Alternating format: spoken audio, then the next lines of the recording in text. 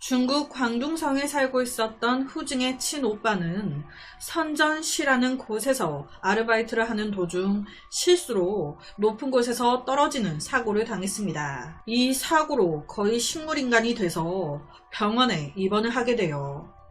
당시 오빠에게 유일한 가족은 딱 한 명, 그녀의 여동생 후징뿐이었습니다.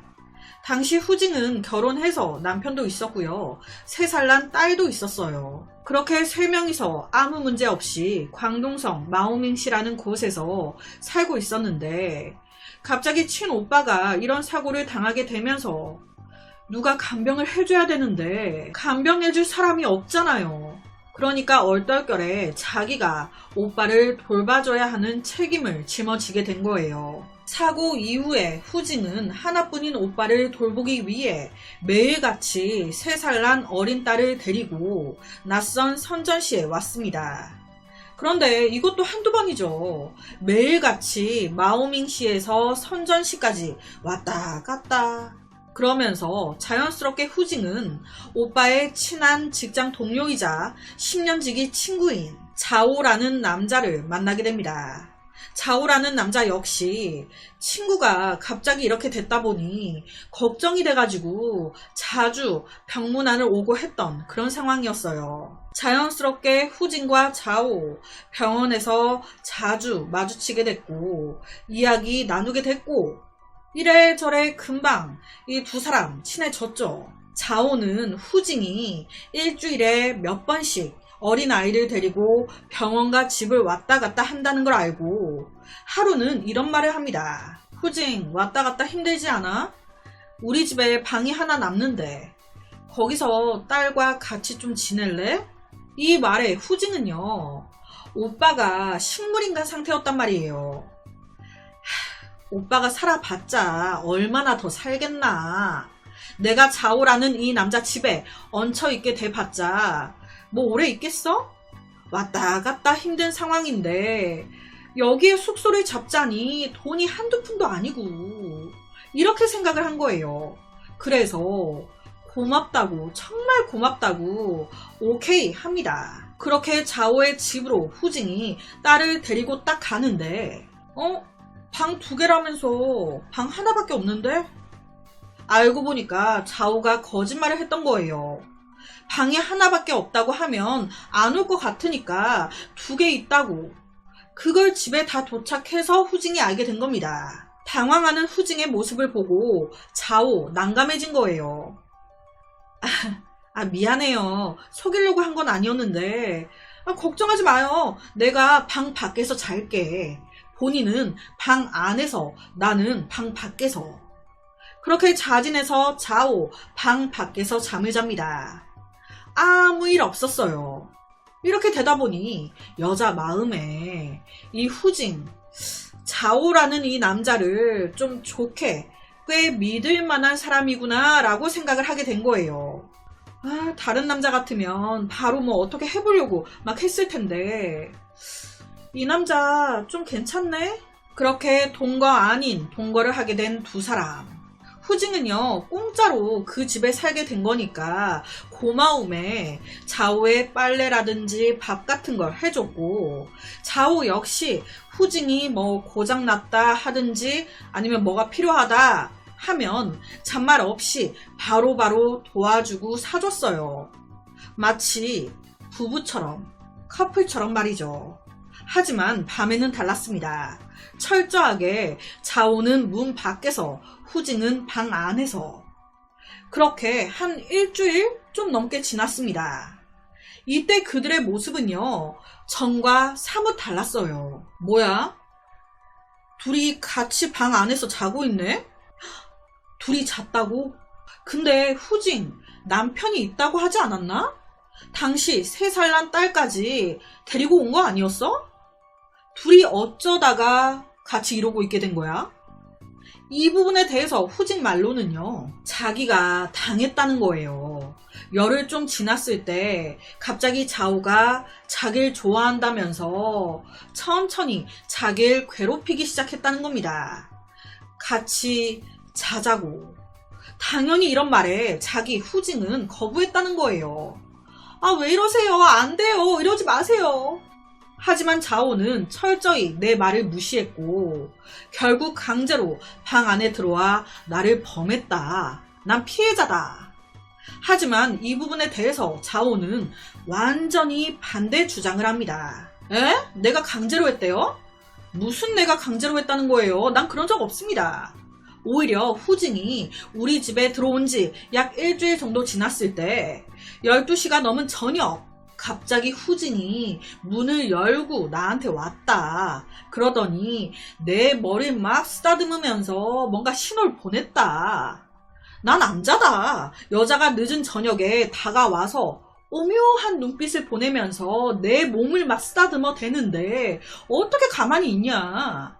그래서 성관계를 시도했는데 이때 그 여자 저항 하나도 안 했었다. 서로 합의하에 한 거였다. 자, 성관계에 대해 이 두 사람의 진술이 완전히 엇갈립니다. 누가 거짓말을 하고 있는 걸까요? 솔직히 이 부분은요, 후징의 주장이 좀 진실성이 떨어집니다. 왜냐, 지금 자기가 강간, 성폭행을 당했다고 주장한 거잖아요. 성폭행을 당했다면서 왜 경찰에 신고 안 했어? 뭐 피해자 입장에서는 이런 걸 막 경찰에 신고하기가 부담되고 부끄러웠을 수도 있습니다. 이런 점은 충분히 이해해요. 하지만 경찰에 신고를 했다면 최소한의 조치, 그 집에서 나오게 한다든지 격리 조치가 이루어졌었겠죠. 그리고 강제로 그런 더러운 일을 당했으니 당연히 가해자인 자오 씨와 모든 연락을 끊었어야죠. 얼굴 보는 것도 싫고 연락도 목소리도 듣기 싫었을 텐데 그녀는 전혀 그러지 않았습니다. 오히려 그 집에 계속 머무르면서 자기를 성폭행한 자오의 빨래를 해주고 밥을 해서 먹이고 자오의 뒷바라지를 계속했어요. 마치 결혼한 부부처럼, 마치 커플처럼 말이죠. 성폭행을 당한 피해자의 행동처럼은 전혀 보이지 않는 거예요. 이 부분에 대해서 후징은 처음에는 제 자신에게 화가 나고 자오에게 화가 나고 너무 더럽고 수치스러웠어요. 그런데 정작 다음 날이 되니까 자오가 너무 아무렇지도 않게 절 대하는 거예요. 저한테 농담까지 하면서 막 웃으면서 언제 그랬냐는 듯이. 그렇다 보니까 저도 덩달아 그냥 아무렇지도 않은 듯 넘어가게 된 것 같아요. 막상 여길 떠나면 갈 데도 없었고요. 그러니까 이 말인 즉슨 상대방이 아무렇지도 않게 행동해서 나도 아무 일도 없었던 것처럼 행동한 거다. 이거거든요. 웃긴 게요. 자기가 이렇게 말해놓고도 자기도 좀 이게 말이 안 된다라고 생각을 했던 거예요. 이게 무슨 개소리입니까? 그래서 한 가지 더 말을 추가하는데 제가요, 오빠 병간호 때문에 그 집에 얹혀 있었던 거예요. 제가 비록 자오한테 그런 일은 당했지만 자오가 다음날 제 딸아이를 잘 봐주고 육아도 많이 도와주고 비가 오는 날이면 오빠 병원에 잘 다녀올 수 있도록 데려다주고 많이 잘 도와줘서 참아야만 했어요. 즉 이래저래 나를 강제로 성폭행하긴 했지만 그래도 잘 도와주니까 그냥 참았다. 성폭행이긴 했지만 성관계를 한 거잖아요. 그 이후에도 계속 같이 살았단 말이에요. 이어서 쭉 성관계 없었겠습니까? 정말 부부마냥 그렇게 살기 시작한 거예요. 그런데 이 여자 솔로 아니에요. 남편의 아이까지 있었단 말이에요. 바람난 게 티 안 나겠습니까? 타 지역에 있던 남편 바로 이 상황을 눈치챈 거예요. 그래서 아내가 있는 곳을 수소문해서 삼전시로 들이닥친 겁니다. 딱 와서 봤더니 내 와이프가 딴 놈이랑 같이 살고 있어. 어떤 남자가 이거 화 안 나겠습니까? 아내 말로는 뭐 오빠의 10년지기 친구라 호의를 베풀어 살게 해준 거라 하는데 어느 남자가 이걸 이해해요. 방이 하나인데. 그리고 촉이라는 게 있는데 둘이 딱 이상한데 자오 입장에서는 자오, 후징 좋아하고 있었어요. 그런데 본 남편이 갑자기 나타나가지고 막 난리치고 후징이 막 어찌할 줄을 몰라가지고 쩔쩔매는 그 모습에 좀 짜증이 난 거예요. 거기다 이 남편이 딱 온 후로 이 여자가 내 빨래도 그렇고 나를 좀 덜 신경 써. 스트레스가 막 쌓이다가 본 남편이 화장실에 갔을 때 터진 겁니다. 자오가 후징에게 한마디 했고 둘이 조용하게 말다툼이 일어난 거예요. 그 과정에서 열받은 자오가 후징의 목을 콱 졸라버린 겁니다. 놀란 후징이 하면서 이렇게 소리 내니까 화장실에 있던 남편이 놀래가지고 바로 나왔다가 이 목 졸리고 있는 후징의 모습을 본 거예요. 가만히 있겠습니까? 놀란 남편은요, 바로 주방에 있던 칼을 집어 들었습니다. 그런데 이 자오도 만만한 상대가 아니었거든요. 자오 미친놈이었어요. 네가 칼을 들었다 이거지? 너만 들 수 있냐? 바로 자기도 부엌에서 칼을 집어 든 겁니다. 두 남자가 다 칼을 든 상황. 둘이 칼싸움이 난 거예요. 승자는 자오였습니다. 자오가 후징의 남편을 무려 14번을 이 모습에 놀란 후징이 바로 119에 신고를 했고 두 사람 모두 병원으로 이송되게 됩니다. 여기까지도 기가 막히죠 정말. 그런데 더 기가 막힌 건 지금부터예요. 이 두 남자가 병원으로 옮겨졌어요. 그런데 여기서 이 아내 후징이 뭐라고 얘기를 한 건지 병원 측에서 이 자오와 후징의 남편을 같은 층, 같은 병실에 같이 배치를 시킵니다. 같이. 저과의 동침이야 뭐야. 당시 남편은요 완전 중상을 입었어요.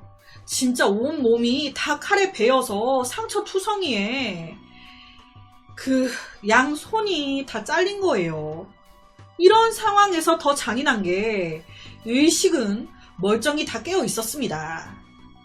와, 현실을 받아들이기가 너무 힘들었겠죠. 내 몸이 이렇게 엉망이 돼버려서 마음이 너무 아픈데 고개를 딱 돌렸더니 날 이렇게 만든 놈이 옆에 같이 누워있어. 더 짜증나는 게 나는 이 모양인데 저놈은 멀쩡해. 자오는요 어느 정도의 타박상만 입었을 뿐 멀쩡했습니다. 여기서 또 이해가 안 되는 게요 이 후징이에요. 당시 남편의 병원비가 많이 나왔어요. 이때 남편 측의 가족들이 돈을 보태고 해서 이 남편 병원비는 처리했는데 이 후징, 자오를 가만히 두고 볼 수가 없었던 거예요. 자오 씨도 병원비가 좀 나왔을 텐데 저 남자 돈 없는데 내가 도와주고 싶은데 그래서 자기가 몰래 자오의 병원비를 내줍니다. 이걸 왜 내줘? 자기 남편이 이렇게 만든 놈인데. 이것뿐만이 아닌 후징은요 자오 집에 가가지고 음식 같은 걸 막 만들어 와요. 그래서 자기 남편 주고 자오도 주고 나눠 먹습니다. 자기 남편을 이렇게 만든 자오까지 살뜰히 병간호하면서 다 챙기기 시작한 거예요. 자기 말로는 그래요. 내가 이렇게 함으로써 이 두 남자의 사이가 좀 진정되길 바랬다고. 매일 낮 그들의 병실에는 가족들이나 친구들이 병문안을 왔습니다. 그리고 밤이 될 때까지 함께 있다가 모두 떠났죠. 자연스럽게 늦은 저녁 자오, 그리고 후징, 그리고 그녀의 남편 3명이 남았습니다. 당시 남편이요 상처가 심해서 몸을 막 움직일 수가 없는 상태였어요. 하지만 이 자오는 거의 멀쩡했단 말이에요. 딱 이럴 때 자오, 후징을 밖으로 부릅니다. 그리고 한번 하자고. 내가 너 좋아하는 거 알고 있지 않냐고. 야, 한번 하자. 하겠습니까? 만나겠어요? 후징 자기 말로는 미쳤냐? 우리 남편 상태 안 보이냐? 네가 저렇게 만든 거 아니냐? 넌 감옥에 가야 된다. 내가 미쳤다고 너랑 하냐? 라면서 거부했다는 거예요. 하지만 자오는 막무가내였다고. 오히려 자꾸 자기가 거부하니까 이때 자오가 자기를 건물 옥상으로 데리고 가서 야, 한번 하자고 안 해? 너 계속 이렇게 거부하면 확 그냥 네 남편 오늘 내가 죽여버린다.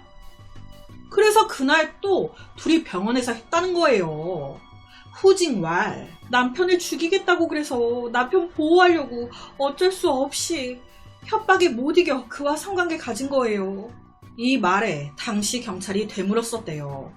어쨌든 자오가 남편의 목숨을 걸고 강제로 성폭행을 한 건데 우선 당시에는 협박에 못 이겨 성관계를 했다고 쳐도 그 다음은 자유롭게 병원을 돌아다녔단 말이에요. 충분히 신고하려고 하면 할 수 있었는데 왜 신고 안 했어요? 남편 목숨 이용해서 성폭행을 당했다고 신고했으면 우리가 격리 조치를 하든 어떻게 조치를 했을 텐데 왜 안 한 거예요? 이 부분에 대해서 후징은 아무 말도 하지 않았습니다. 후징이 이렇게 묵인하던 어느 날 후징에게는 3살 난 딸도 있었어요.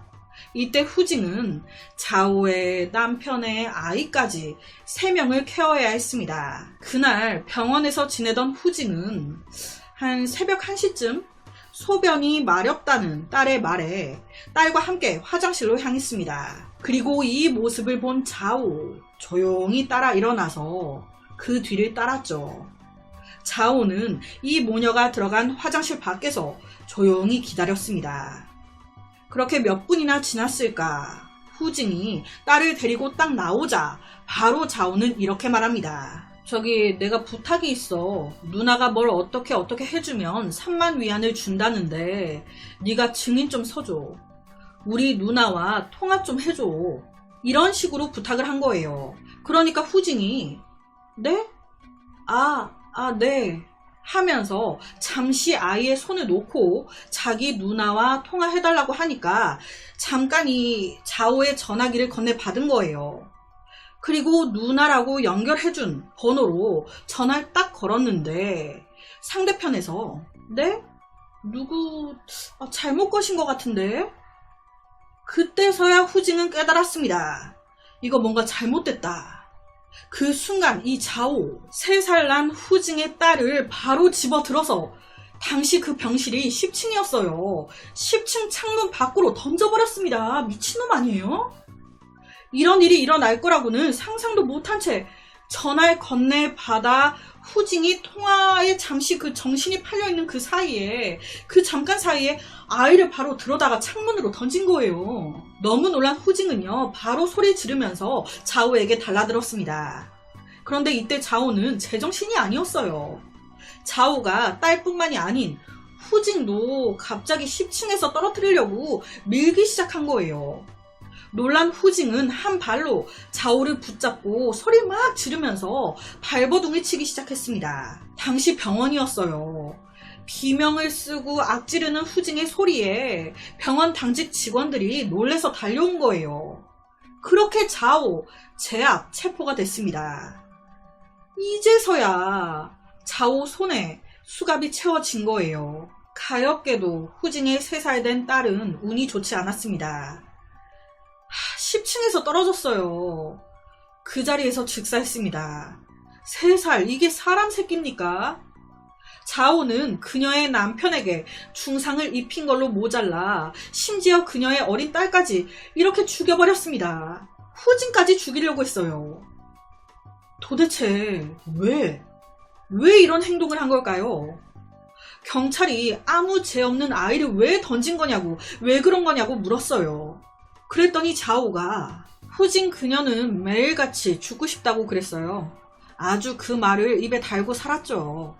그런데 나도 죽고 싶었거든. 그래서 같이 죽자 했습니다. 오히려 내가 날 좀 죽여달라 했었어. 나 정말 후징 너 많이 좋아한다고. 너 없으면 나도 없다고. 둘이 그냥 같이 죽자고. 그런데 막상 죽으려고 하니까 후징의 딸이 마음에 걸리더라고. 그래서 셋 다 같이 죽자 생각했지. 아이 죽이고 후징 죽이고 나도 죽으려고 했어요. 이게 아이를 창밖으로 던진 이유예요. 뭘 다 죽어. 아이만 죽어버렸는데. 제일 불쌍한 건 3살 배기 딸과 남편입니다. 이 남편은요, 양손이 완전히 잘려버려서 일할 능력을 잃었어요. 지금 내 몸에 이런 상황도 받아들이기가 힘든데 사랑하는 내 딸도 죽었대. 이 년놈들 아직까지도 붙어먹고 이러고 있었고, 이 남편은요, 모든 사건을 듣고 그냥 죽고 싶다고, 사는 게 더 지옥이라고, 제발 죽여달라고 울부짖었대요. 아니, 솔직히 후징, 오빠 병간호를 위해 어쩔 수 없이 성관계 했다, 뭐 남편을 위해 어쩔 수 없이 성관계 했다 하지만 저는 이거 다 핑계 같습니다. 성폭행을 당했다고 주장하지만 그 이후의 행동으로 봤을 때 이게 성폭행을 당한 피해자의 행동입니까? 자기를 성폭행한 남자의 집안일 다 해주고, 밥 다 해주고, 빨래 해주고, 병원비까지 몰래 내줘요? 뭐 성폭행을 당한 후에 가해자가 너무 아무렇지도 않은 듯 행동하니까 나도 아무렇지도 않은 듯 행동했던 거라고? 이게 말이 됩니까? 그리고 병원에 뭐라고 얘기했길래? 만약 후징이 두 남자가 병원으로 실려왔을 때 사실대로 병원의 모든 사건의 전말을 이야기했다면 병원 측에서 이 두 남자를 같은 병동, 같은 실에 이렇게 배치했겠습니까? 뭐라고 얘기했길래 같이 배치가 된 건지, 이 사건이 제가 좌우가 어떤 처벌을 받았는지, 후징은 또 어떠한 처벌을 받긴 했는지 여러 가지 결과를 좀 찾아보려고 했는데 사건에 대한 기사들만 있고 재판 기사 같은 게 딱히 없더라고요. 제가 찾지를 못했어요. 제가 추후에 이 재판 결과를 알게 되면 이 영상의 더보기란에 추가로 적어 놓도록 하겠습니다. 정말 기가 막힌 사건입니다. 아니, 그 어린애를 왜 10층에서 던지냐고. 죽을 거면 그냥 둘이 조용히 죽든가. 그래서 오늘은 너무 안타까운 한 살인사건을 가지고 왔습니다.